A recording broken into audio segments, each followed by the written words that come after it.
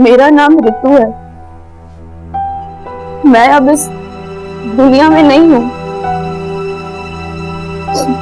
बस न्यूज़पेपर में सनसनीखेज जुर्म की खबर बनकर रह गई हूँ। मेरा जो अंजाम हुआ, मैं नहीं चाहती वो किसी के साथ भी हो, और आपकी बेटी के साथ तो बिल्कुल भी नहीं। पर मैं तो सिर्फ चाह सकती हूँ अपनी बेटी की सुरक्षा करना, वो आपके हाथों में है, ताकि वो आपकी उम्मीदें और अपने सपने जी सके।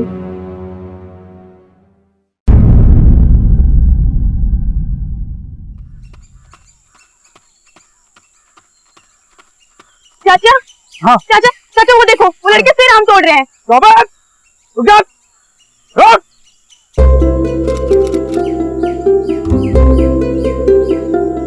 चल चल चल चल चल।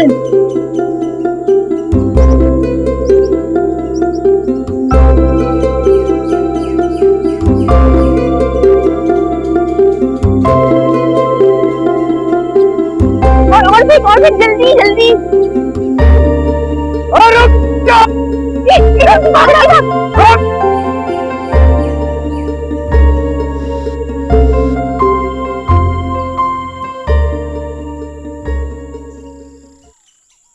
नानी मैं आ गई। अरे वो तो मुझे भी दिख रहा है कि तू आ गई, पर तू गई कहाँ थी?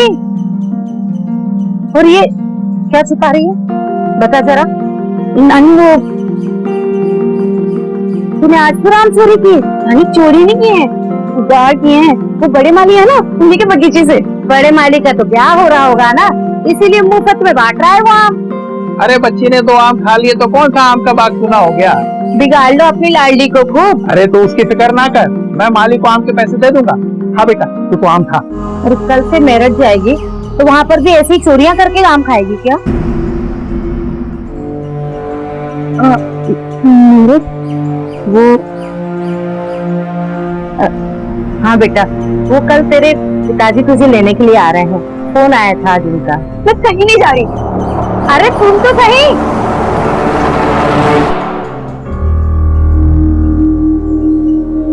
अरे बेटा आओ आओ, खुश रहो खुश रहो, आओ बैठो। अरे सुनती हो, जमाई बाबू आए हैं। और बेटा रास्ते में कोई दिक्कत तो नहीं हुई? जी नहीं। लो बेटा। तबीयत कैसी है आपकी? मेरी तबीयत को क्या होगा, मेरी तबीयत तो रीतू को देखकर ही ठीक हो जाती है।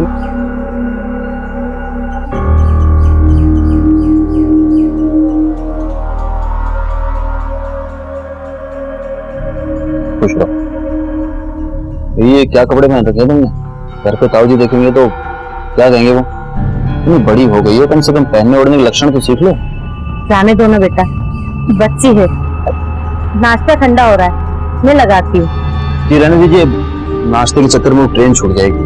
हाँ, तुम अपना सामान ले लो, चलते हैं। मैं लेकर के आता हूँ।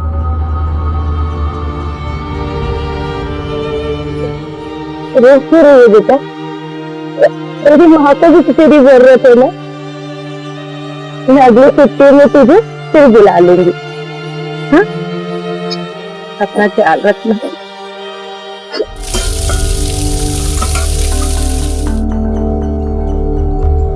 खुश हो। 3 साल में सारे रिवाज भूल गई। प्रणाम करते समय सर पे दुपट्टा होना चाहिए। हाथों में मेहंदी कैसे? वो गांव में बगल में शादी थी तो। बगल में शादी थी ना, तुम्हारी तो नहीं थी क्या?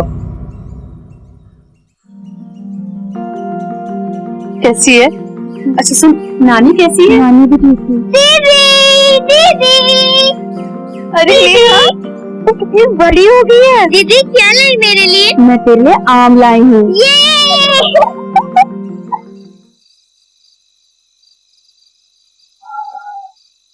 शरद जी भाई साहब, वो जमीन वाली फाइल लेके मेरे कमरे में आ जाना। जी। कहाँ जा रही हो रात को तुम? खाना खाने के बाद टहलने के लिए। कोई जरूरी नहीं है शरद, कोई बच्चलन कहे इससे पहले तो समझा दे अपनी बेटी को। ये सहारनपुर नहीं है, वरना इसके साथ साथ नेहा का भी नाम खराब हो जाएगा। समझाई से चल रहने दे, अंदर जा, नेहा को भी ले जा। कैलेंडर की तारीख में दिन बदला, महीने बदले, साल बीते, सदियां गुजर गई, लेकिन आज भी हमारे समाज के बड़े हिस्से में कुछ ऐसा है जो अब तक नहीं बदला, और वो है हमारी सोच, जिसकी वजह से आज भी लड़के और लड़कियों के बीच में न सिर्फ भेदभाव किया जाता है, बल्कि लड़कियों की हर इच्छा, हर आजादी को सिर्फ ये कहकर दरवाजों के पीछे बंद कर दिया जाता है कि इससे परिवार की कहीं बदनामी ना हो जाए। ऋतु जैसी लड़कियां उम्र के जिस पड़ाव में गुजर रही होती हैं, उसमें माँ बाप की संवादहीनता, बेवजह की डांट डपट और उससे पैदा हुआ उनके अंदर का डर कई बार उन्हें ऐसे भयानक दलदल में डाल देता है जिससे बाहर निकलने का रास्ता वो खोज नहीं पाती।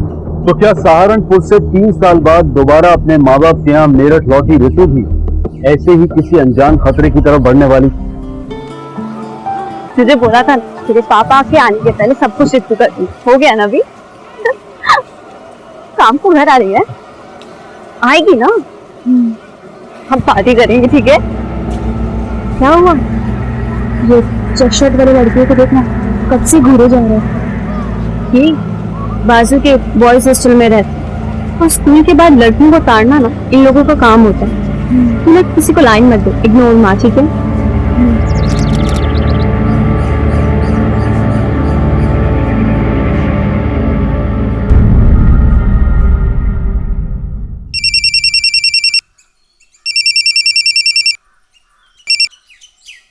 हेलो,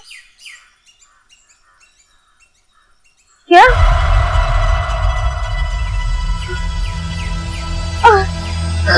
कौन था फोन पे? वो कह रहे कि हमारी ऋतु। ऋतु? क्या हुआ ऋतु को? क्या हुआ? क्या हुआ ऋतु को? तुम बोलती क्यों नहीं? बोलो बोलो। क्या हुआ ऋतु? नहीं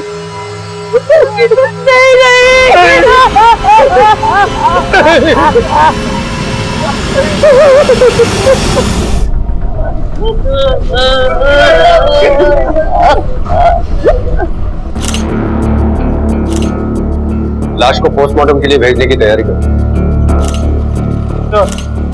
लड़की का स्कूल बैग, इसमें कोई सुसाइड नोट नहीं है। लाश को सबसे पहले किसने देखा था? मैंने देखा था। अंदर आओ। कितने बजे देखा था? सुबह 7 बजे जब क्लासरूम साफ करने आया था तभी। और स्कूल खुलता कितने बजे? 8 बजे साहब।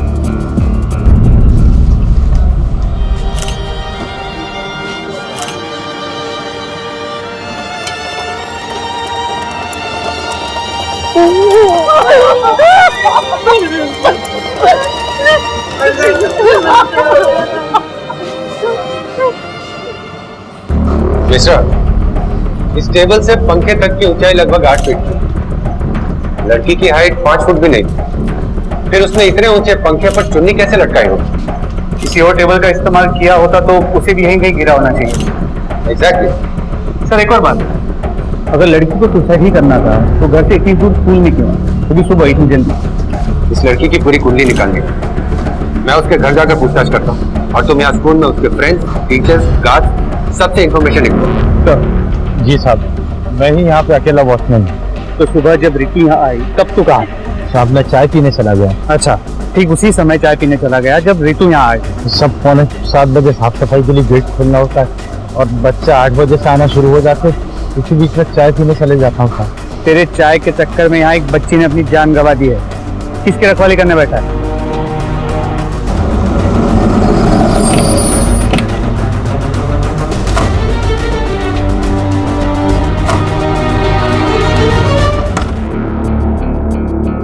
वहाँ देखो, यही ऋतु का बेड है? जी सर। आज सुबह ये बेड किसने ठीक किया? किसी ने नहीं सर। इस बिस्तरे पे तो सिलवट ही नहीं। इसका मतलब रात को इससे कोई सोया नहीं। सर कभी कभी रहती हूँ, पढ़ते पढ़ते कश्मीर हो जाती। अच्छा होता कि सहारनपुर से यहाँ आती नहीं। सहारनपुर क्यों गई? 3 साल से रितु अपने नाना नानी के पास ही रह रही थी। हमें उनसे भी पूछताछ करनी होगी, उन्हें बुलवाइए यहाँ। चलो।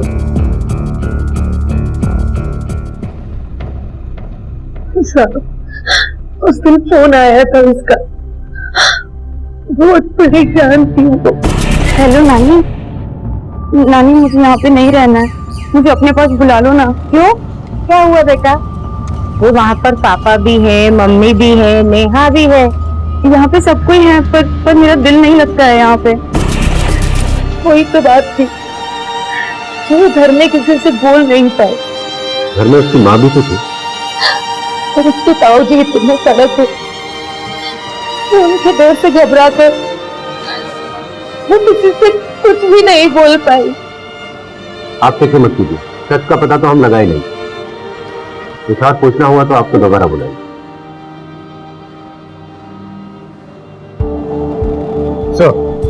ये स्कूल की नर्स। हमें पता चला है कि रितु पिछले कुछ दिनों से बीमार रहने लगी थी। क्या वो आपके पास आई थी? हाँ सर, कुछ दिनों पहले आई तो थी मेरे पास। क्या हुआ, क्या ऋतु तुम्हें बताओ। वो कौन सी मेडिसिन चाहिए ऋतु? बस ना, उसने उस दिन की प्रॉब्लम बताई और वो उस दिन बिना कुछ मेडिसिन दिए भी चली गई। ऐसी कौन सी मेडिसिन थी?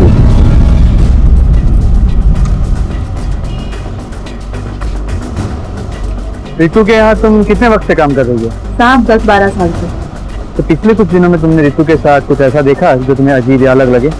साहब उस दिन मैं छत पर कपड़े लाने जा रही थी, तभी देखा कि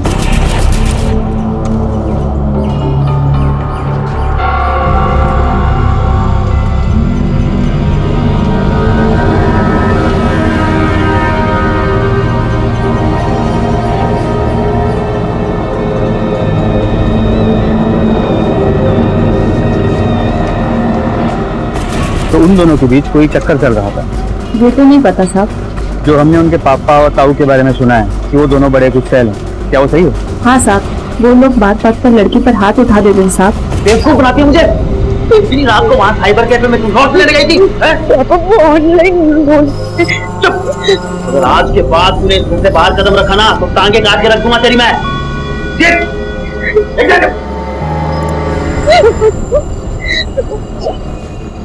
ठीक है, तुम जा सकती हो। हाँ साहब। चलो।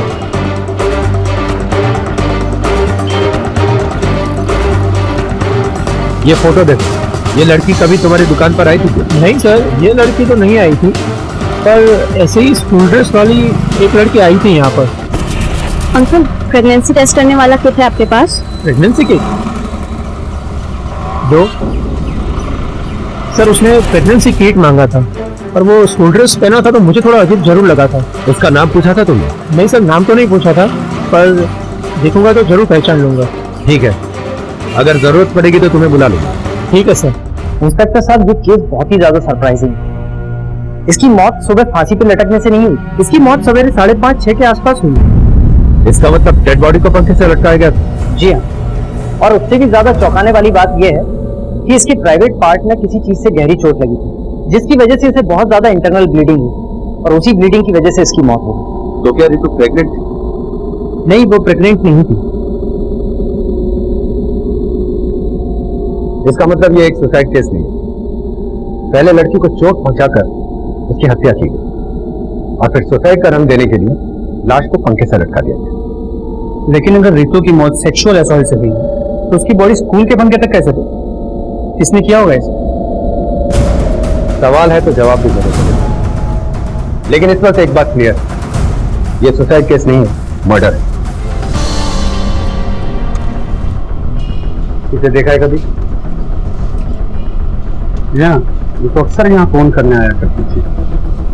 पिछली बार आई थी तो जब वो कुछ परेशान सी लगी। परेशान? जी। कोई अंदाजा है क्या? पूछा था, बताया नहीं। ये हमेशा अकेले ही आती थी या कभी कोई और भी आया था इसके साथ? ये इसके साथ कभी कभी एक लड़का आया था। पिछले बार आए थे तो दोनों नेट पे बैठे थे। उस लड़के का आईडी लिया है कभी? जी हाँ, आईडी तो हम सबका ही लेते हैं। दिखाइए जरा। ये है सर। हाँ सर, साइबर कैफे से उस लड़के का पता चला है, उसका नाम रवि है सर। उसका एड्रेस भी मिल गया। हाँ ठीक है, निकालो।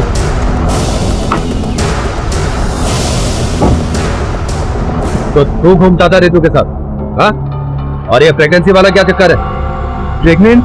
सर प्रेगनेंसी के बारे में मुझे कुछ भी नहीं पता, और हम दोनों तो केवल दोस्त थे। अगर सिर्फ दोस्त था तो उसके घर के इतने चक्कर क्यों काटता था तू? सर वो मुझे उसे आकांक्षा के बारे में कुछ बोलना था।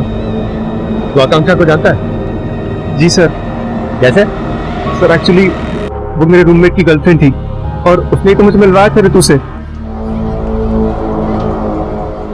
ये ऋतु है, मेरी बेस्ट फ्रेंड। ऋतु? तो आकांक्षा की ऐसी कौन सी बात थी जिसे बताने के लिए तुम ऋतु के घर के चक्कर काट रहे थे? सर सब कुछ ठीक चल रहा था, मगर एक दिन मुझे आकांक्षा ने फोन करके घर पे बुलाया। हे हाय। अंकल आंटी नहीं है क्या? हाँ, वो एक्चुअली दिल्ली गए हैं और घर पे सिर्फ मैं और ऋतु। ऋतु हाँ। कहाँ है?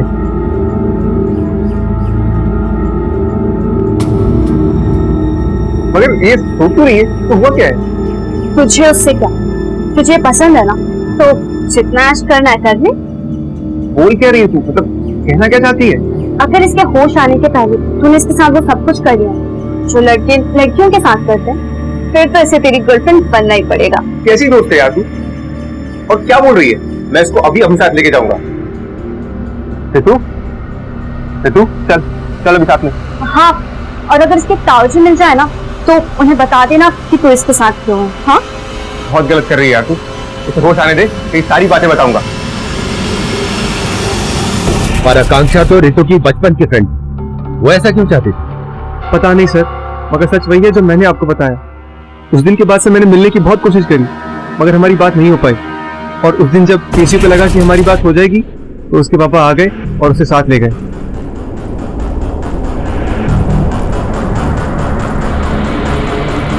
ठीक है, अभी के लिए छोड़ रहा हूँ, लेकिन ये शहर छोड़कर कहीं बाहर मत जाना। जी सर।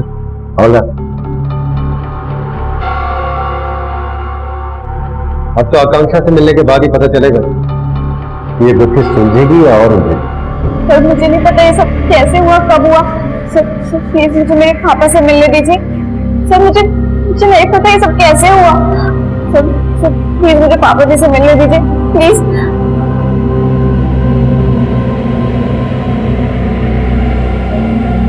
देखो आकांक्षा, अपना ड्रामा बंद कर। हमें यह पता चल गया है कि उस दिन फार्मेसी से प्रेगनेंसी किट लेने तुम ही गई थी। सर मुझे कुछ समझ देखो, सच और झूठ का पता हम लगा ही लेंगे, लेकिन अगर तुमने ऋतु के बारे में हमसे कुछ छिपाया तो तुम्हें जेल जाने से कोई नहीं बचा सकेगा। सर सब कुछ एक मजाक था, तो ऋतु ने बहुत सीरियसली ले ली।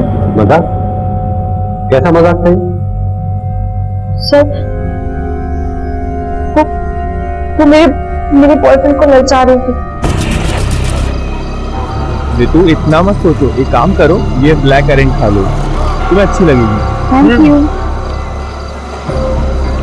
मेरे टेस्ट का ख्याल तो कभी नहीं किया तुमने। शी इज इनोसेंट यार, इतनी केयरिंग तो बनती है। और वैसे भी ना तुम पुरानी हो गई हो।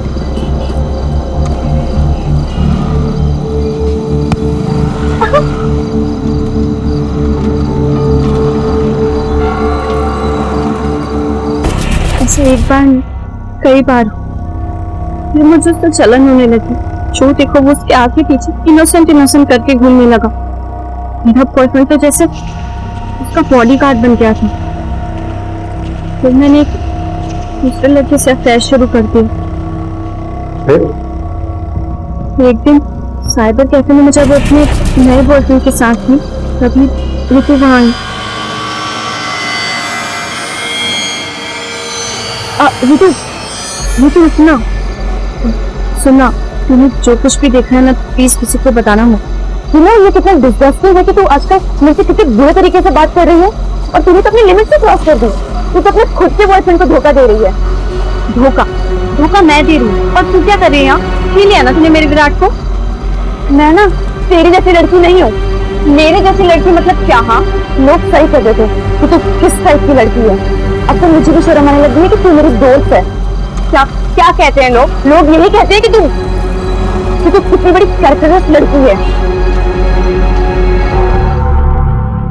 उसको मैंने डिसाइड कर लिया था कि जितनी इंसल्ट उसने मेरी की, उससे कई ज्यादा इंसल्ट मैं उसकी करूंगी।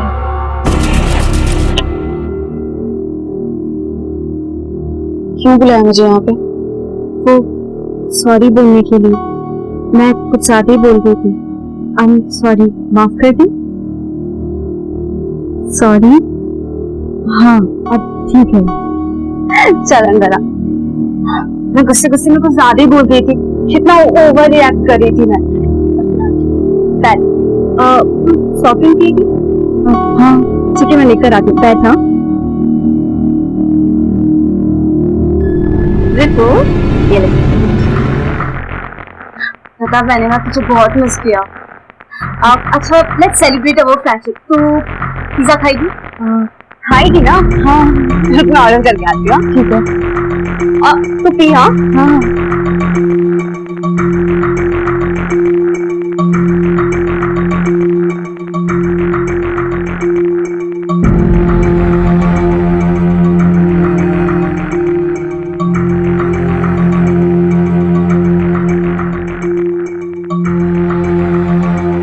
बस 10 मिनट में पिज्जा ना। देखो आकांक्षा, ये पता नहीं ये सर से बहुत चक्कर चक्कर आ रहा है। तो एक काम कर, तू लेट जा। हाँ लेट जा तो।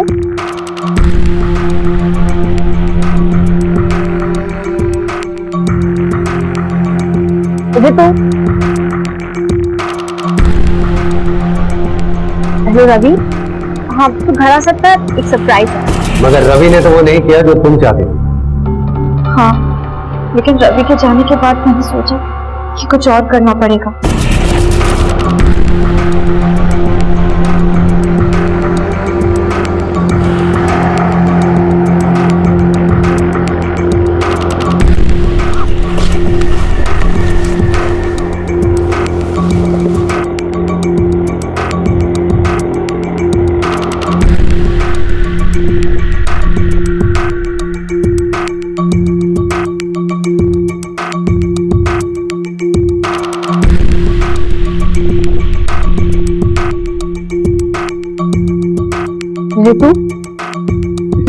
रितु, उसका क्या हुआ? रितु,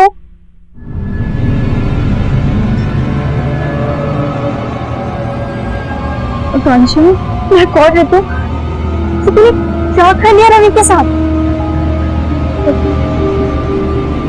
आकांक्षा, मुझे कुछ समझ नहीं आ रहा है और मुझे कुछ याद भी नहीं आ रहा है। ये क्या हो गया? मैं तुझे और रवि को छोड़कर नीचे गई थी थोड़ी देर के लिए और वापस आई तो ये हालत। अब क्या होगा? तो मतलब ये सब तेरी मर्जी से नहीं हुआ है? रवि ने तेरा रेप कर दिया? सच्ची मुझे कुछ नहीं पता। मैं सच्ची कह रही हूँ, मैं कसम खा के कह रही हूँ, मुझे नहीं पता कुछ भी। घबरा मत, तो जल्दी से इसके कपड़े पहन ले और घर चले जा। किसी को कुछ मत बताना। हाँ और उस रवि से तो बात ही मत करना। उस रवि से तो मैं कभी भी बात नहीं करूंगी। उस दिन मेरा प्लान सक्सेसफुल हो गया था, लेकिन मैं उसे और टॉर्चर करना चाहती हूँ।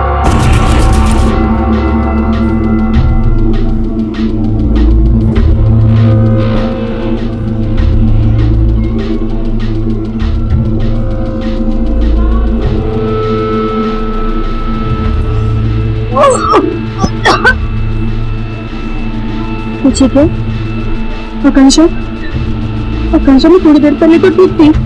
अब ये अचानक मुझे क्या हो रहा है? कहीं तो प्रेग्नेंट तो नहीं हो गई? क्या मैं प्रेग्नेंट कैसे हो सकती हूँ? सब कुछ तो कर लिया उस रवि ने तेरे साथ। एक काम करते हैं, प्रेगनेंसी टेस्ट करते हैं, ठीक है?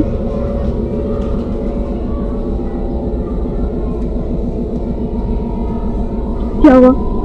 रुकना, सुन अगर पॉजिटिव आ गया तो अरे खराब हो जाएगा। तो एक काम कर, तू जाके बाहर बैठ। अरे जा ना।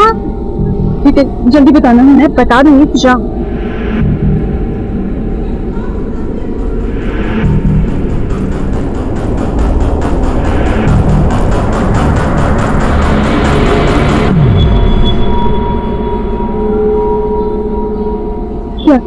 क्या पता चला? माय गॉड रितु, ये तो पॉजिटिव आ गया। क्या अब क्या करूंगी मैं? रितु तो घबरा मत, मैं हूं ना।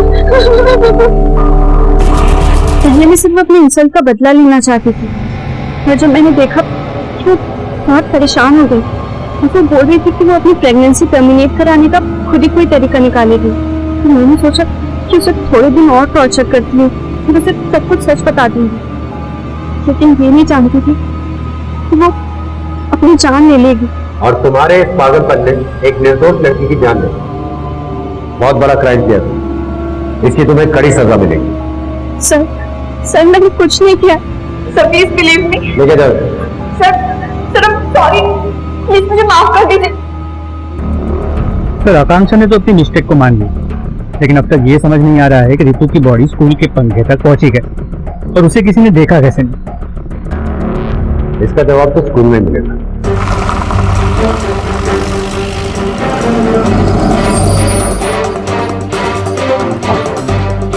तेरा नाम क्या है? रमेश नाम साहब। जिस दिन रितु की मौत हुई उस दिन तू यहाँ नहीं था ना? नहीं साहब, वो तो दूसरा था, तो नौकरी छोड़ दिया था, उसी की जगह पे मैं आया। तो उस पहले वाले वॉचमैन का नाम और पता जानते हो? आप ही का इंतजार कर रहा हूँ। कब तक आएंगे आप? हाँ यहाँ तो आ गए क्या? रुकिए।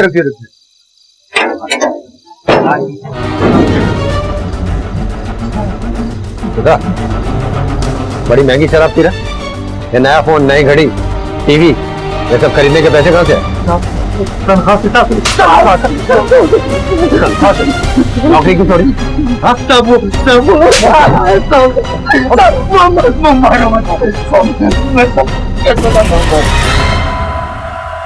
जल्दी कर, कोई आ जाएगा और भूख लग रही जाने की, पैसा को हेल्प कर। क्या कर रहे तुम? मार दिया तुमने उसको? उसको हमने नहीं मारा है उसे, वो पहले से मरी थी, तुम लोगों ने मारा है। मैं पुलिस को बुलाने जा रहा हूँ। पुलिस को बुलाएगा तो तू फंसेगा, स्कूल का वॉचमैन तू है, हम नहीं, समझे?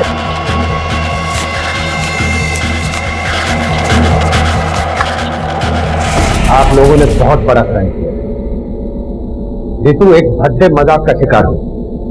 आकांक्षा ने उसे ये झूठा एहसास दिलाया कि उसका रेप हुआ है और वो प्रेग्नेंट, और फिर आप लोगों के डर से घबराई हुई आपकी बेटी ने जो कदम उठाया, उसकी वजह से उसकी जान गई। सर ये आप क्या कर रहे हैं, कुछ समझ में नहीं आ रहा। ये आकांक्षा, ये इनके बारे में पहले कभी सुना ही नहीं सर। बस अच्छा हुआ कि आप लोगों को सब कुछ पता चल गया। इन लोगों ने तो मेरी परवरिश को ही खोजना शुरू कर दिया था। अरे तो मेरी बेटी है, इसके अलावा मैं इस घर की बहू हूँ, पत्नी हूँ। इस एहसास के तले मुझे दबाता रह गया। साहब एक बेटी की नहीं, एक माँ की भी मौत हुई थी।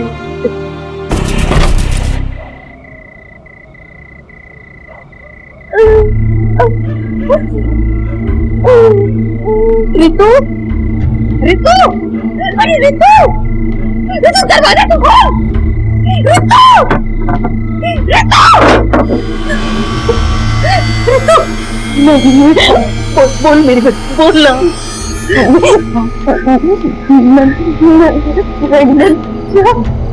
मुझे कुछ समझ नहीं आ रहा था, मुझे बहुत डर लग रहा था और मैंने ये कर लिया। मुझे बचा लो ना मम्मी। ये क्या किया मेरी बच्ची? मैं मरना नहीं चाहती। नहीं मैं नहीं मरने दूंगी।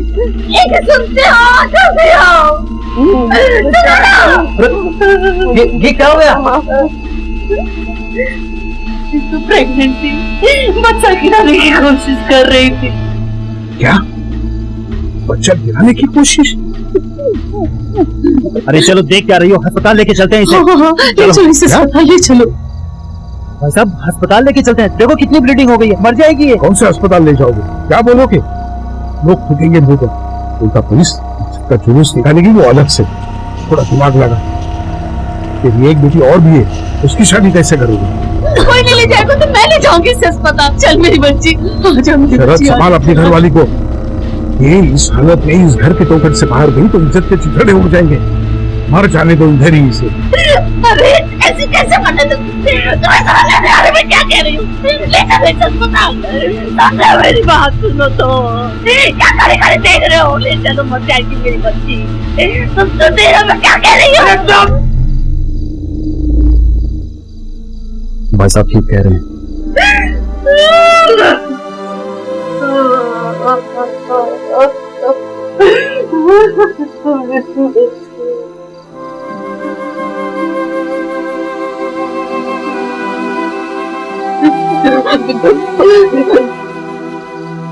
पापा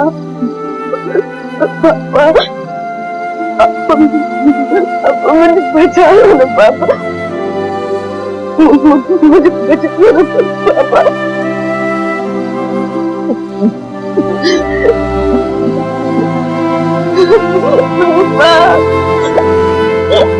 बचाओ ना,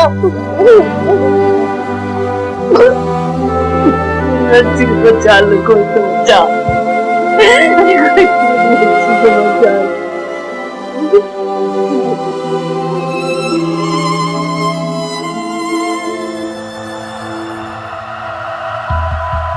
बॉडी का क्या करना है?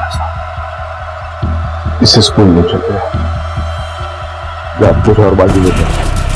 मेडिकल एग्जामिनर के अनुसार रितु ने खुद अपना अबॉर्शन करने की कोशिश की। शायद उसने यह तरीका इंटरनेट से सीखा और वो ये करते वक्त कुछ गलती कर बैठी। वो 45 मिनट दर्द से तड़पती रही और आप लोग तो मरता हुआ देखते रहे। रितु की मौत की गुत्थी सुलझ गई।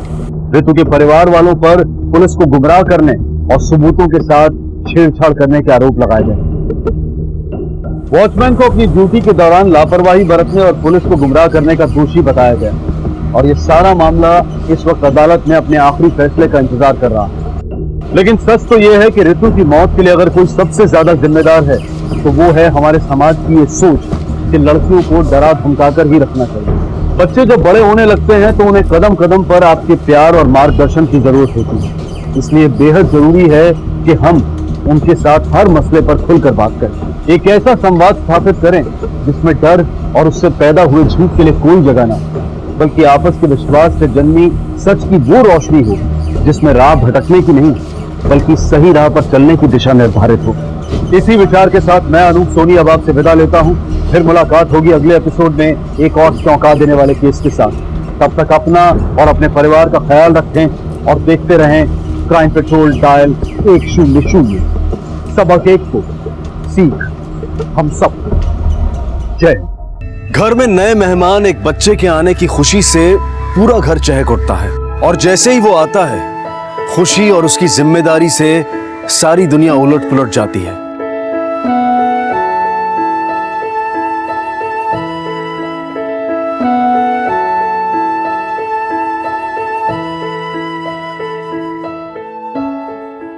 धीरे धीरे सब अपने ढर्रे पर आ जाता है और जिम्मेदारी कभी कभी मुसीबत भी लगने लगती है और फिर इस जिम्मेदारी के लिए किसी और को जिम्मेदार बना दिया जाता है और अगर पूरी नहीं तो बहुत हद तक आंखें उसकी तरफ बंद कर ली जाती हैं और जिसका अंजाम कई बार बहुत भयानक होता है।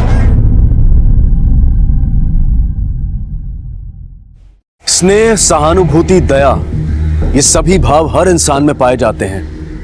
मात्रा कम या ज्यादा हो सकती है। तो फिर ऐसे कौन लोग हैं जो इन सारे एहसासों को दरकिनार कर एक बेजुबान बच्चे को जो रहम की भीख भी नहीं मांग सकता, जो समझ भी नहीं सकता कि उसे नुकसान पहुंचाया जा रहा है, अपने पागलपन का शिकार बनाते हैं? ऐसे लोग दिमागी रूप से बीमार होते हैं।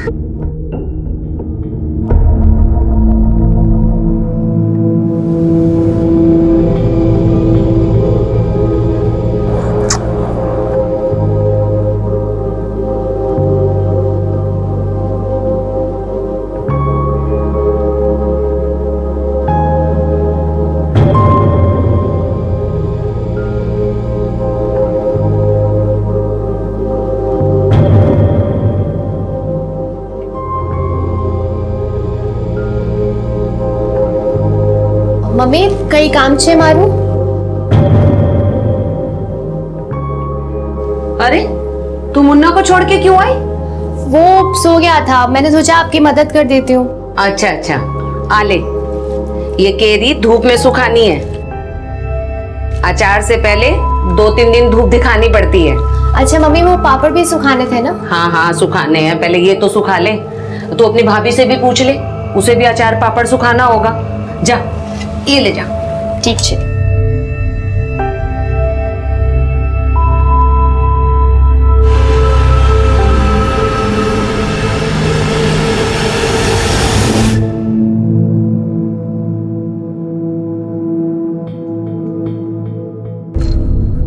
दुर्गेश, मैं और सपना छत पर अचार सुखाने जा रहे हैं। तू यहाँ रह और ये दरवाजा खुला रखना, बार बार आएंगे जाएंगे, ठीक छे? और ये मुन्ना सो रहा है, अगर ये जाग जाए या रोए तो पालने की रस्सी झुलाते रहना, ठीक है?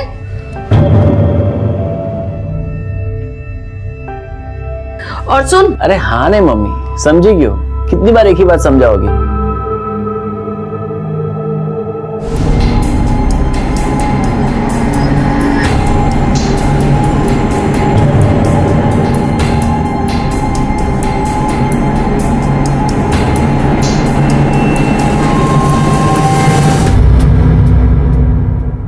देख, सब कैरी में अच्छे से धूप लग जाए, ठीक से। क्या हुआ? चेहरा क्यों उतरा हुआ है? जब से मोहित आया है मैं देख रही हूँ तब से तू उदास है, परेशान सी है। तुम दोनों में कोई झगड़ा वगड़ा तो नहीं हुआ? मम्मी, कंपनी की तरफ से मोहित 3-4 साल के लिए मलेशिया जा रहे हैं। मलेशिया? अरे ये तो बहुत खुशी की बात है। और तूने चेहरा उतार रखा है, विदेश जाएगी तू, विदेश। और अपना मुन्ना भी विदेश में बड़ा होगा। मम्मी, कोई विदेश नहीं जा रहा, वो अकेले जा रहे हैं। उनका कहना है कि मुन्ना छोटा है भी, इसलिए मैं वो नहीं जा सकती। मतलब आप ही बताओ, 3-4 साल के लिए मलेशिया, वो भी अकेले। हाँ तो ठीक ही तो कह रहा है। अरे मुन्ना जब बड़ा हो जाए तो तुम और मुन्ना बाद में चले जाना। अरे मोहित इतनी जल्दी वापस थोड़ी ना आएगा, 3-4 साल मलेशिया में रहेगा। बात की किसने देखी है मम्मी? साथ में जाते तो कितना अच्छा होता। जब से मुन्ना है ना, कहीं जा नहीं पा रही हूँ इस बच्चे की वजह से। ए लड़की, कैसी माँ है तू? हर समय अपने बच्चे को कोसती रहती है। मैं 10 बार पहले भी तुझे ये बात समझा चुकी हूँ। जा नीचे से जाकर पापड़ लेकर आ, वो भी सुखा ले। ठीक है। जाओ, बच्चे को ही कोसती रहती है जब देखो तब।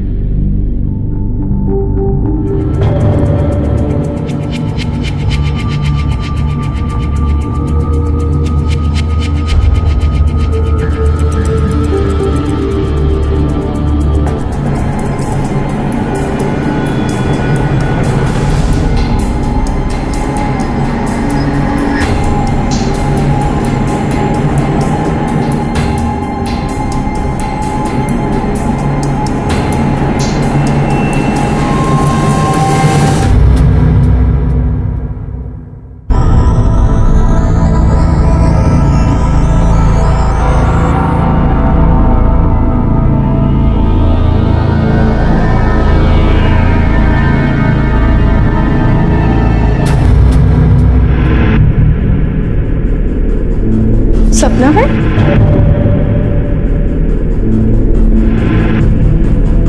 मैंने बोला तो था मैं बच्चे का ध्यान रखूंगी, फिर क्या इतनी धूप में ऊपर लेके जाऊँ? अरे दुर्गेश भाई। हाँ। जरा प्रीति के साथ थोड़ा खेलो ना, मुझे खाना बनाना है। ठीक है भाभी।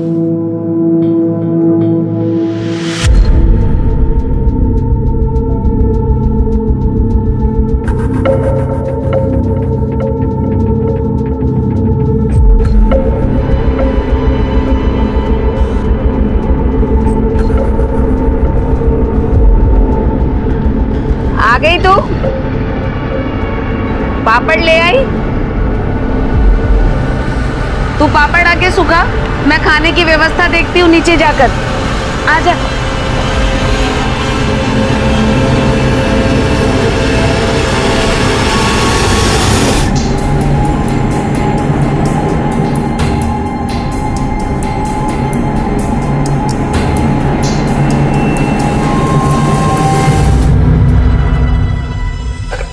आजा सपना, आज खाना इधर ही बना है। अचार के चक्कर में खाना भी नहीं बना। अरे तू यहाँ क्या कर रहा है? मुन्ना को छोड़कर आ गया वहाँ पर। तुम लेकर तो गई थी ना मुन्ना को ऊपर। कहाँ भाभी, नहीं लेकर गई मैं उसे। इस सपना को भी बीच बीच में क्या हो जाता है। बेसो ना। हाँ।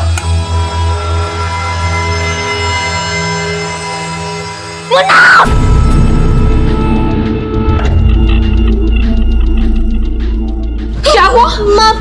मुन्ना नहीं है भाभी। मुन्ना क्या वो यहीं पर था ना, कहाँ गया? वो नहीं है यहाँ पालने में। आपने देखा मुन्ना को? सपना मुझे खबर नहीं, मैंने तो कब से मुन्ना को नहीं देखा। मुझे लगा तुम उसे अपने साथ छत पे ले गई। अरे ऐसे कैसे लगा आपको? मैं उसे क्यों धूप में लेके जाऊंगी? दुर्गेश तू तो यहीं पर था ना, कहाँ है मुन्ना? बता मुझे। दीदी पता नहीं, मैं तो चला गया था। आरती भाभी ने कहा प्रीति को संभालो, तो मैं तो। अरे कोई यहाँ आया तो नहीं था जो मुन्ना को उठा के ले गया? तुम सब आंख वाले अंधे हो जो एक बच्चे का ध्यान नहीं रख सके। एक मिनट, तूने उसे अंदर तू नहीं रख दिया? तूने उसे? मैंने तो उसे उठाया भी नहीं था। अरे बातें बनाना बंद करो, सब लोग मुन्ना को ढूंढो। चल।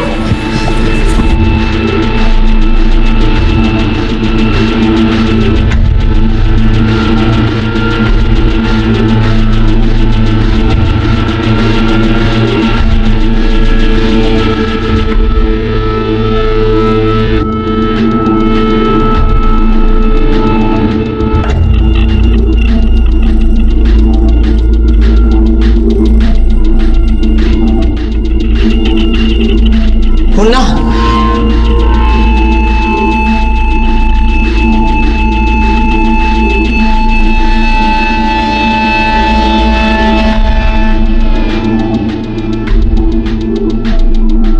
मम्मी मुन्ना कहाँ चला गया है? मिल जाएगा बेटा। मम्मी जी मिला? पूरा घर ढूंढ लिया, मुन्ना कहीं नहीं मिला। लगता है कोई उठा कर ले गया। मम्मी हमें पुलिस कंप्लेंट कर देनी चाहिए। मैं 100 पे कॉल करता हूँ।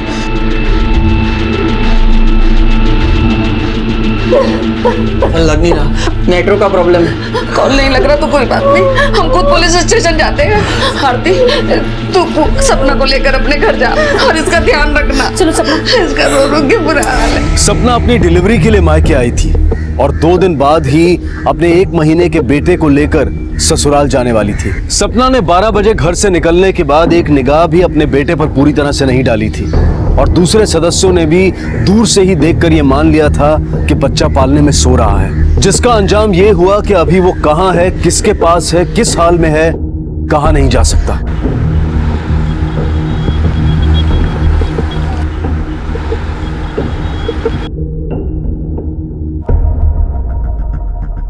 घर में से बच्चा गायब हो गया, कैसे?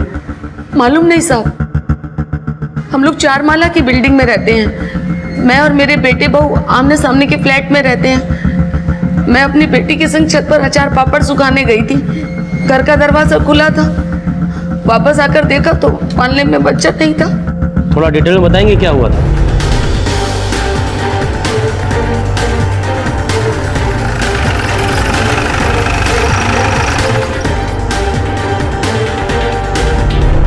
मैम, मैं कुछ 12 बजे के करीब घर से निकल के छत पे गई थी। मैंने भाभी को बोला भी था कि मुन्ना सो रहा है, उसका ध्यान रखना। जी गुरुजी। हाँ, बद्धा मजा माशा। कितना वागे? ठीक है, तो ठीक 12:29 को मैं घर से निकलता हूँ दुकान जाने के लिए। जी, जय माता जी। सो मोटा भाई, आज दुकान जाने के लिए 12:29 का मुहूर्त। मजाक उड़ाड़े चमारी। हाँ, तुझे पता है मैं ये सब करता हूँ, ये सब चीजों में मानता हूँ, तभी जाके हमारे घर में इतनी खुशी और बरकत है। मैं तो कहता हूँ तुम लोग भी गुरुजी के पास। अच्छा रेवा दो, ये सब आप खुद ही करना। भाभी, मम्मी हमें छत पर है, कुछ अचार पापड़ सुखाना है। नहीं सकता, मैंने अभी 1 हफ्ते पहले मैंने सब धूप में सुखाया। ठीक है। अच्छा, मुन्ना सो रहा है, उसका ध्यान रखना। हाँ। ना क्या हुआ? आरती, कैसे संभालोगी तो बच्चों को? कोई बात नहीं। ना बस। पर मैं ये भी तो कह रही हूँ ना कि मुझे लगा तुम मुन्ने को लेके छत पे गई हो। ऐसे कैसे लग सकता है आपको भाभी? मैं क्यों उसे धूप में लेके जाऊंगी बताओ आप? जो सपना आप तुमको जाना मिले। इनको छोड़ के बाकी सब लोग आप सामने वाले घर में वेट कीजिए। फारिक, नीचे जाओ, वॉचमैन से पूछताछ करो, शायद उसे कुछ पता होगा। Yes ma'am. तो आपको ऐसे लगता है कि आपके भाभी ने जानबूझकर आपके बच्चे का ध्यान नहीं रखा था? ना, मुझे नहीं पता कि उन्होंने जानबूझ के ध्यान रखा कि नहीं रखा, लेकिन उन्होंने लापरवाही तो जरूर की है। आप टेरेस पे गई, नीचे आई, बच्चे को झूले में नहीं देखा, इस बीच जो कुछ भी वाकया हुआ है वो ठीक से याद कीजिए। छोटी बड़ी सारी बात बताइए मुझे। नहीं साहब, मैंने किसी को भी बच्चा लेकर जाते हुए अभी तक नहीं देखा। कोई और बात जो तुझे अजीब लगी हो?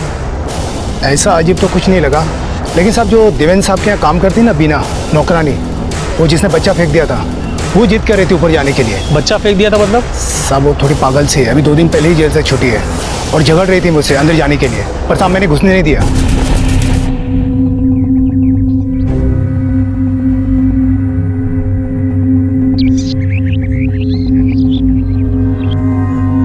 ये क्या कर रही है तू यहाँ पर और क्या देख रही है ऊपर?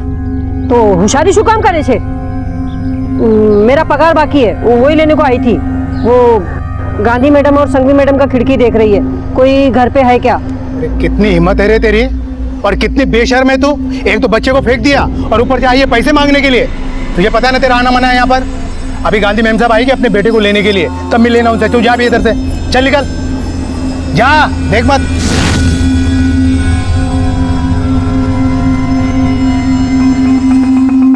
तूने उसे डांट के भगाया, वो चली गई, रुकी नहीं? पहले तो मुझे लगा कि वो चली गई, लेकिन साहब 1:30 बजे मैंने देखा वो वहां फुटपाथ पर खड़ी है, और फिर मैं अपने काम पर लग गया और पता नहीं फिर वो कब चली गई साहब। शाह। Yes sir. जेल के रिकॉर्ड से बिना का एड्रेस निकालो। Okay sir. तो आपके कहने के मुताबिक आपके भाई रोज हर काम करने से पहले पंडित से शुभ अशुभ पूछते हैं। जी। आप बच्चे को नहीं ले गई थी छत पर? नहीं मैम, मैं नहीं लेकर गई थी उसे। तो फिर क्या लेकर गई थी छत पर आप? मैं पापड़ लेकर गई थी सुखाने के लिए।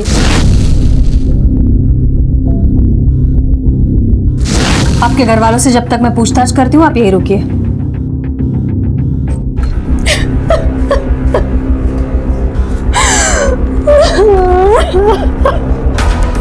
ये घर में कौन रहता है?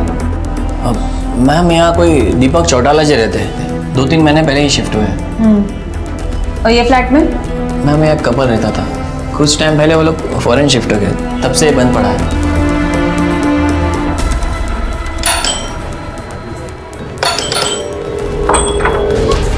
क्या बात है? आपके सामने वाले घर से बच्चा गायब हुआ है। फिर मैं क्या कर सके इसमें? क्या हम अंदर आ सकते हैं? क्यों? बालक उनका नहीं मिल रहा, आपको मेरे घर आना है। सर्च वारंट ले रही हो? दिखाओ। 1 मिनट, हमें आपके घर की तलाशी नहीं लेनी है कि हम सर्च वारंट लेके आए। हम आपसे बस इतना जानना चाहते हैं। माफ करना, आपके लिए हमारे पास कोई जानकारी नहीं है। नमस्ते।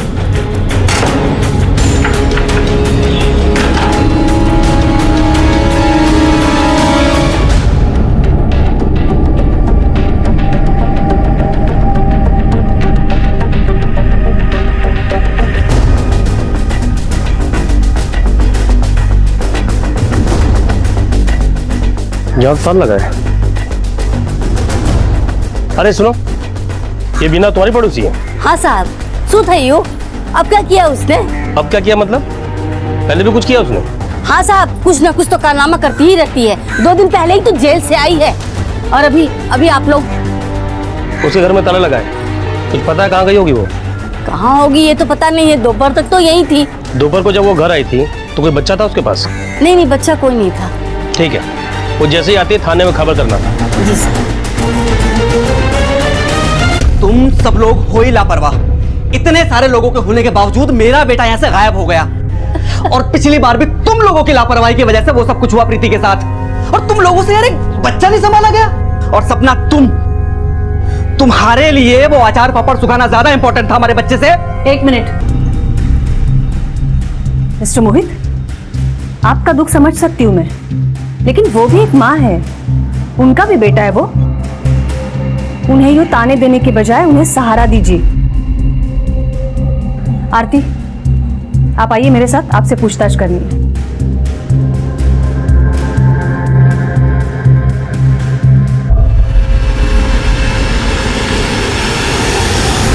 मैडम, मैं मानती हूँ कि सपना ने मुझे मुन्ने का ध्यान रखने को बोला था, पर मैंने अपनी आंखों से देखा था उसे मुन्ने को छत पे ले जाते हुए।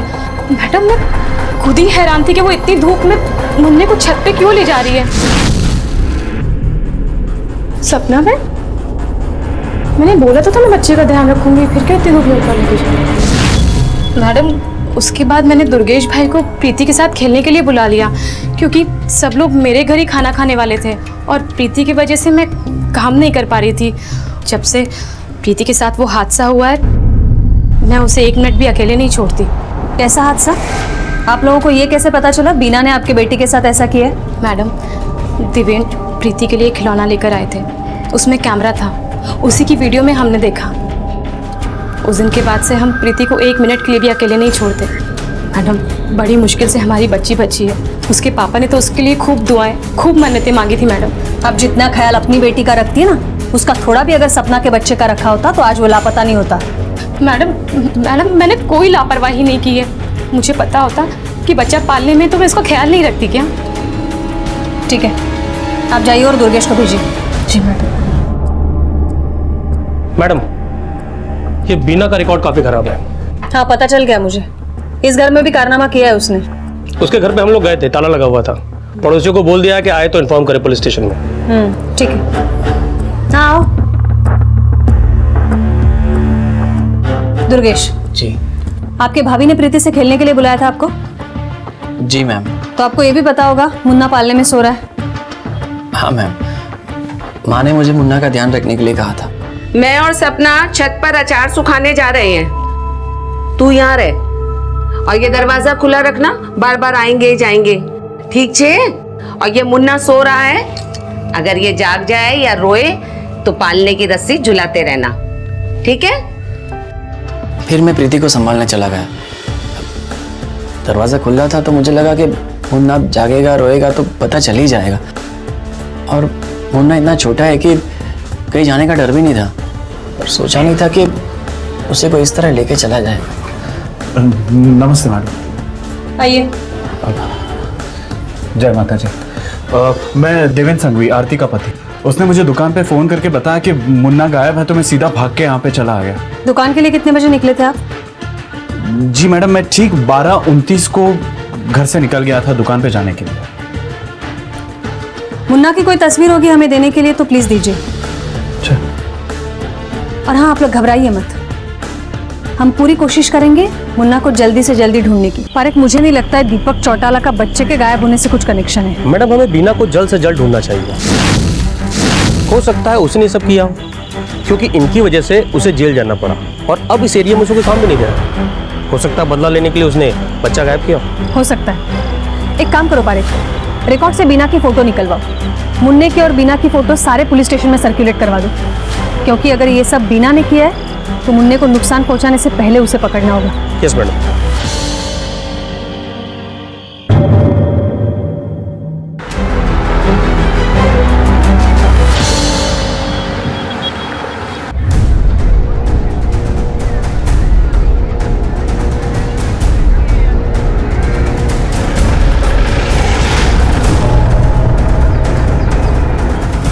मैडम बॉडी की शिनाख्त हो गई है, मुन्ना की है। बॉडी कचरे के ढेर में मिली इस सफाई वाले को। इधर पता मैडम को? मैडम मैं कचरा उठा रहा था, मैंने देखा तो थैले में बच्चे की लाश थी। मैडम बॉडी आटे के थैली में मिली थी। बॉडी के सिर पे बैंडेज है और तिलक भी। तिलक? हो सकता है बच्चे को किसी ने बलि देने के चक्कर में मारा हो। नहीं पारिक, इतनी जल्दी कोई नतीजे पर पहुंचना गलत है। बॉडी पोस्टमार्टम के लिए भेजो, रिपोर्ट्स आने के बाद देखते हैं। और ये आटे की थैली फोरेंसिक लैब भेजो।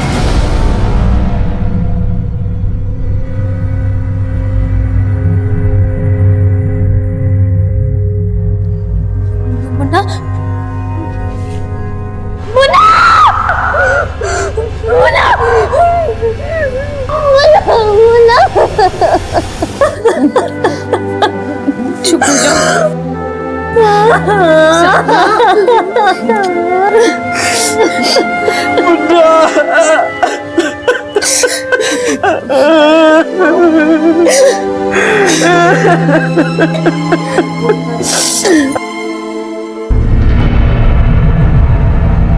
नाटक तो देखो इसका, ऐसे रो रहा है जैसे इसका खुद का बच्चा बना।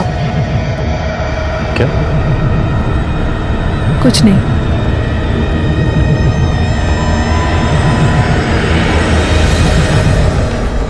आपको मोहित का रोना नाटक क्यों लग रहा था? क्या मुन्ना मोहित का बच्चा नहीं था? तो मैडम झूठ थोड़ी ना बोला मैंने।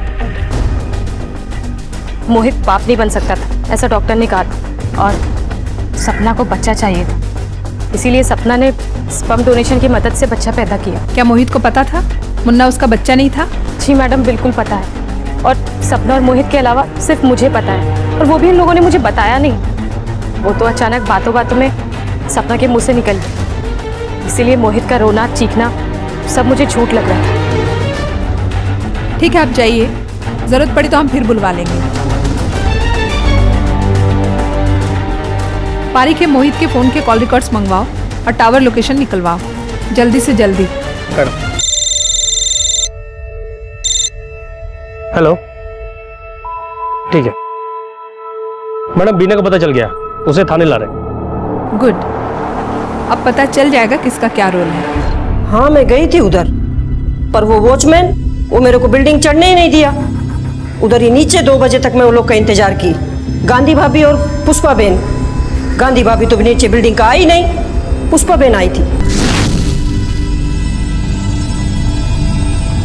पुष्पा बेन हमारी पगार आपो ने। पुष्पा बेन अभी तो मैं जेल जाके भी आ गई ना, एक पैसा नहीं मेरे पास।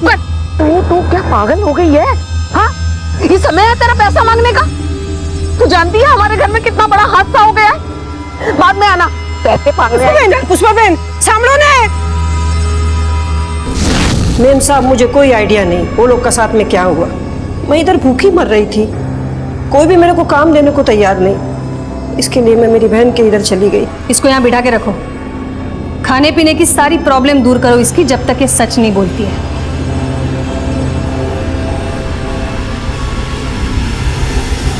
ये बीना के बहन के घर जाकर पता करो वो कितना सच बोल रही है, और ये भी पता करो अगर वो उसके पास थी तो क्या उसके पास कोई बच्चा था या नहीं। मैडम पोस्टमार्टम रिपोर्ट के मुताबिक बच्चे की मौत फिजिकल शॉक की वजह से हुई है, जैसे किसी ने उसे फर्श पे पटका हो। बच्चे की मौत 12 तारीख को दोपहर 12 से 3 के बीच में हुई है। इसका मतलब बच्चे का किडनैप नहीं हुआ था, बच्चे को पहले मारा गया और फिर कचरे के ढेर में फेंका गया। पॉसिबल है मैडम, फॉरेंसिक रिपोर्ट के मुताबिक थैली में जो आटा मिला है उसमें गेहूं, जीरा और सोयाबीन मिक्स करके पिसाया गया है। इसका मतलब कातिल कोई घर का है पारिक, लेकिन कौन? क्योंकि ये कॉम्बिनेशन का आटा तो मार्केट में नहीं मिलता, तो इसका मतलब ये पिसवाया गया होगा। एक काम करो पारिक, सोसाइटी के आसपास जितने भी चक्की वाले पूछताछ करो उनसे, ये 3 चीजें मिलाकर आटा किसने पिसवाया है। साहब मेहता भाभी और सांघवी भाभी के घर ही आटा पिसता है। इन दोनों घरों का आटा सर मैं आखिर में पीसता हूँ सर, क्योंकि सब लोगों को जीरे का टेस्ट नहीं चलता, भड़कते हैं लोग मिक्स हो जावे तो। आपके घर से बच्चा गायब हुआ था तो 100 नंबर पे फोन क्यों नहीं किया आपने? सीधे पुलिस स्टेशन क्यों गए थे? नहीं मैडम, दुर्गेश ने 100 नंबर पे फोन किया था। जी मैम, नेटवर्क का प्रॉब्लम था, कॉल लग नहीं रहा था। देर ना हो जाए इसलिए हम लोग सीधे पुलिस स्टेशन आ गए। ठीक है। अच्छा ये बताइए, बच्चे के सर पर पट्टी थी, उसे चोट कैसे आई थी? शूचे मुन्ना, क्या हुआ? क्यों रो रहा है? क्या है मुन्ना? चुप थई जा, 24 घंटे रोते रहते, हमेशा घुमाती रहो क्या तुझे? पागल कर दिया। क्या हुआ? हे भगवान, ये क्या किया तूने? हाँ, इतना छोटा सा बच्चा है, देख कितनी जोर से लगी है उसे, और तू उस पर चिल्ला रही है। मैडम, सपना मुन्ना को बहुत प्यार करती थी। वो तो मोहित 2-3 साल के लिए मलेशिया जा रहा था, और बच्चा छोटा होने की वजह से सपना को नहीं ले जा रहा था, इसलिए थोड़ी चिड़चिड़ी हो गई थी। ये आपका बड़ा बेटा देवेन पूजा पाठ में बहुत विश्वास रखता है। देवेन को बाबा पर बहुत श्रद्धा है, वो अपने गुरुजी की आज्ञा के बिना घर से बाहर कदम भी नहीं रखता। जय माता जी।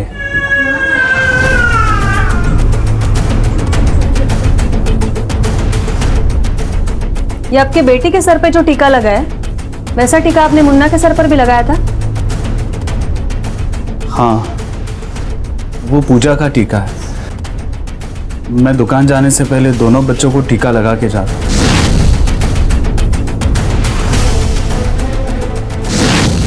सॉरी मैडम, आप ये सवाल क्यों कर रहे हैं? नहीं कुछ नहीं, याद आ गया, मुन्ना के सर पर भी ऐसा ही टीका था ना, इसलिए। मैडम जीरे वाला आटा सपना के यहाँ इस्तेमाल होता था, इसका मतलब हमें सपना, मोहित और बीना से सख्ती से पूछताछ करनी चाहिए, क्योंकि ये तीनों हैं जिनके पास बच्चे को मारने का मोटिव है। सपना बच्चे की वजह से फौरन नहीं जा पा रही थी और मोहित की वो अपनी औलाद नहीं थी, और बीना इस फैमिली की वजह से बेरोजगार घूम रही थी।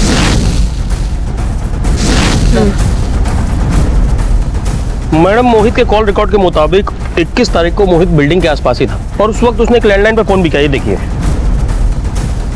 ये लैंडलाइन नंबर के डिटेल्स निकलवाओ और ये मोहित को बुलवाओ जरा खातिरदारी के लिए। 21 तारीख को तू अपने ससुराल में था और सूरत के एक अनाथ आश्रम को 5-6 दिन लगातार फोन कर रहा था, क्यों? मैम मैं समझ रहा हूँ आप मुझसे क्या पूछ रही हैं। ये बात सच है कि मुझे वो बच्चा नहीं चाहिए था, लेकिन जब हमें बच्चा नहीं हो रहा था तो हम दोनों ने वो स्पर्म डोनेशन का रास्ता अपनाया। पता नहीं क्यों मुन्ना के पैदा होने के बाद वो मुझे अच्छा नहीं लगता था, मुझे वो पराया लगने लगा और इसीलिए मैं उसको अनाथ आश्रम में देना भी चाहता था। यही बात बोलने के लिए मैं उसके पास गया भी था, सपना के पास, और मैंने सपना को कॉल भी किया।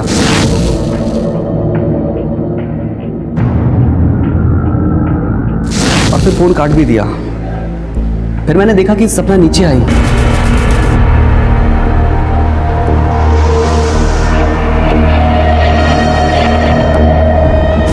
मुझे लगा कि सपना ने मुझे देख लिया।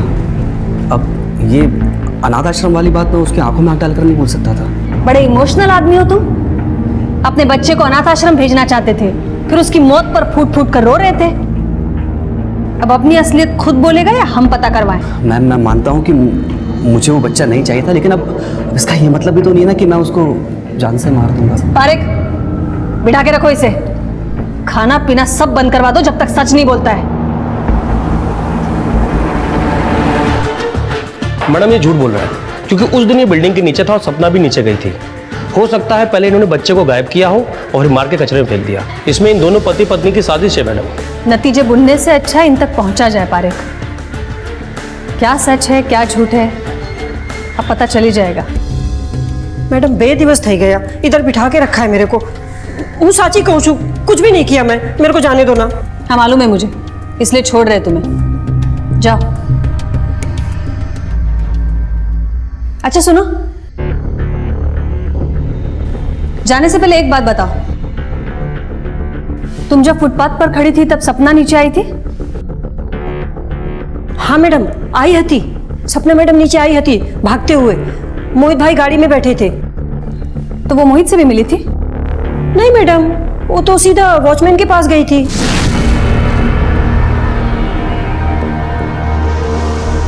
वॉचमैन, अब तुमने किसी को मुन्ना को बाहर ले जाते हुए देखा क्या? नहीं मैम साहब, मैं तो कब से इधर ही बैठा हूँ। आपके बच्चे को क्या, किसी के भी बच्चे को मैं बाहर जाते हुए नहीं देखा है। मुन्ना, मुन्ना, सॉरी।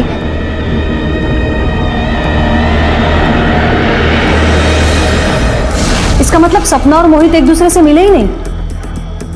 नहीं मैडम। अच्छा ठीक है, तुम जाओ। मैडम, ये केस तो सुलझने के बजाय और उलझता जा रहा है। नहीं पारेख, केस अभी उलझ नहीं सुलझ रहा है। सपना और देवेन को बुलवा पुलिस स्टेशन। विदेश जाना चाहती थी ना? बच्चा छोटा था इसलिए जा नहीं पा रही थी। बच्चा नहीं होता तो शायद चली जाती, इसलिए मार डाला ना बच्चे को। ये आप क्या कह रही है मैडम? एक माँ अपने बच्चे को कैसे मार सकती है? माँ नहीं मार सकती, लेकिन मामा तो जरूर मार सकता है। क्या? बीना ने जब आपकी बच्ची को फर्श पर पटका था और वो बचेगी या नहीं पता नहीं था आपको, तब आपने मन्नत मांगी थी, अगर बेटी बच गई तो उसे देवी को भेंट कर देंगे। हाँ लेकिन वो तो हाँ ये बात सच है, पता है हमें। आपके गुरुजी से बात हो चुकी है। नहीं मैम, मोटा भाई ऐसे कर ही नहीं सकते।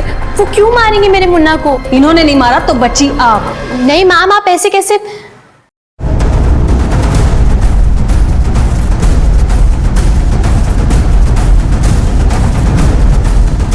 सपना, ये बैग आपका है? जी मैम। क्यों? इनका ये बैग लेकर बाहर आओ।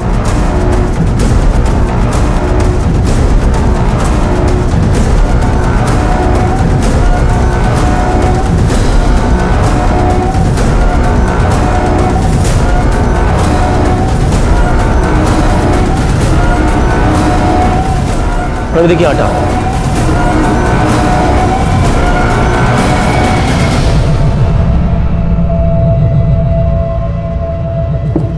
पुष्पा बहन, ये वही बैग है ना जो आप पुलिस स्टेशन लेके आई थी?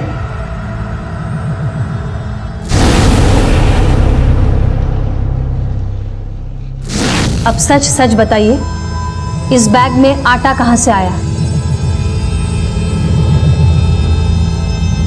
बोलिए।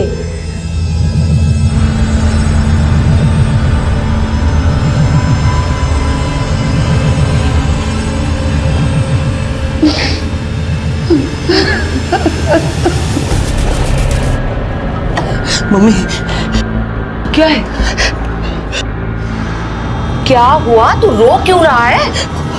आरती भाभी ने मुझे प्रीति को संभालने के लिए बुलाया था, तो मैं जा रहा था तो मुन्ना रोने लगा।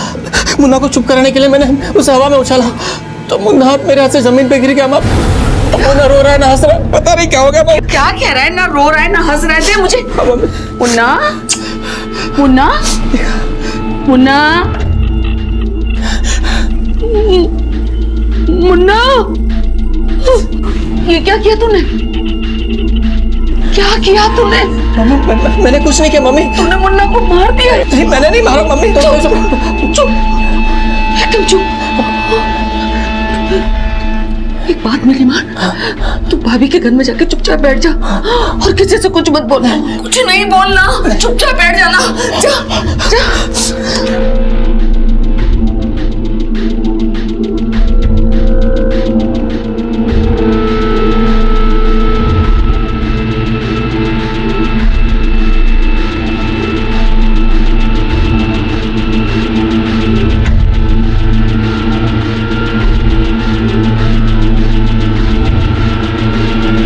बाद में जब सबको पता चल गया कि मुन्ना गायब है, तो मैं सपना को आरती के घर बैठाकर दुर्गेश को लेकर और थैले को साथ लेकर पुलिस कंप्लेन करने के बहाने घर से निकली।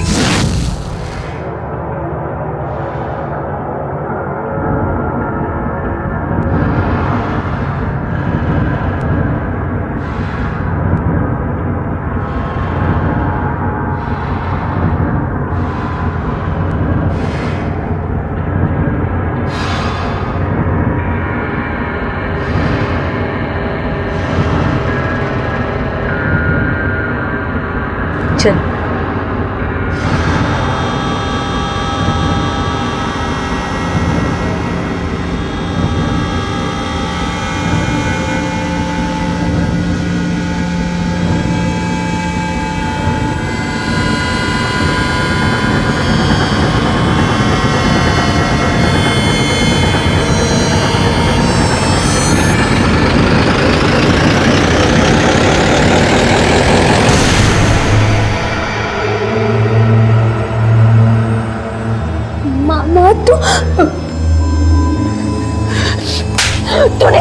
तूने मारा ना मुन्ना को, तूने मारा ना।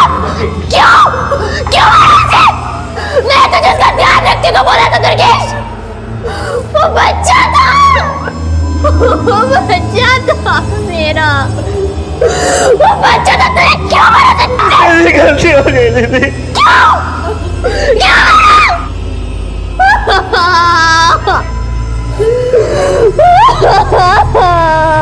मुन्ना,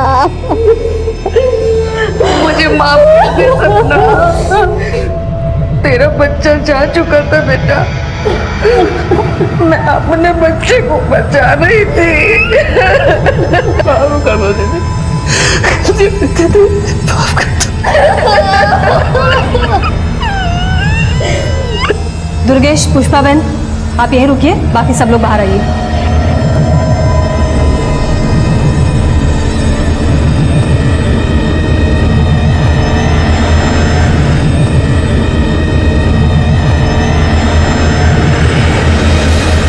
जिस तरह बेऔलाद होना शायद दुनिया का सबसे बड़ा दुख है, उसी तरह बच्चे की परवरिश दुनिया की सबसे बड़ी जिम्मेदारी है, जो बिना किसी ठोस वजह के किसी और को नहीं दी जा सकती। और जो चंद पैसों के लिए जिम्मेदारी उठाने की हामी भरते हैं, उन पर पूरी तरह से भरोसा नहीं किया जा सकता, क्योंकि ऐसी केसेस में ज्यादातर उदाहरण बीना जैसे ही मिलते हैं। दुर्गेश पर अनजाने में मुन्ना की हत्या के लिए और पुष्पा पर जुर्म छुपाने और सबूत मिटाने के लिए चार्जेस लगाए गए हैं। दोनों इस वक्त न्यायिक हिरासत में हैं और मुकदमा शुरू होना अभी बाकी है। बच्चे नाजुक फूल की तरह से होते हैं, जो जरा सी लापरवाही से सूख जाते हैं, मसले जाते हैं। मजबूरी में भी अगर उनकी देखभाल की जिम्मेदारी किसी और पर छोड़नी पड़े, तब भी अपनी आंखें पूरी तरह से खुली रखें। अब मैं अनूप सोनी आपसे विदा लेता हूं। फिर मुलाकात होगी अगले एपिसोड में और खुलासा करेंगे एक और जुर्म का। तब तक अपना और अपने परिवार का ख्याल रखें और देखते रहें क्राइम पेट्रोल डायल 100। सबक एक को सीख हम सबको। जय हिंद। इस तरह के और भी एपिसोड देखने के लिए हमारे चैनल को सब्सक्राइब करें और बेल आइकन दबाना ना भूलें।